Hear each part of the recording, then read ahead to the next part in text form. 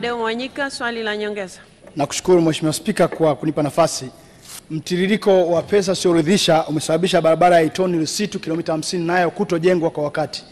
Kwa nini serikali isifikirie kubadilisha utaratibu kwa kujenga barabara hii kwa kiwango cha lami ya kawaida badala ya zege ambayo ni gharama sana na inasababisha barabara hii ichelewe? Mheshimiwa Naibu Waziri, majibu.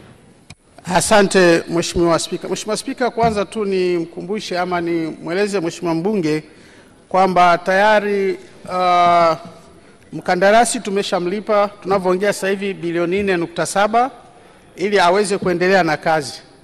Rais, kuhusu kubadilisha usanifu, Mheshimiwa Spika, ni kwamba nataka nimkumbushe Mheshimiwa mbunge, najua nataka tu tubadilishe kwa sababu nataka barabara ijengwe haraka, lakini hii barabara imesanifiwa kwa utaratibu tukitambua kwamba ni barabara ambayo itahudumia na kusafirisha makaa ya mawe na chuma, kwa sababu ndio itakayotoa kwenye machimbo na kuyaleta kwenye stockpile zake ambazo zitakuwa huku Njombe kwa maana ya Itoni.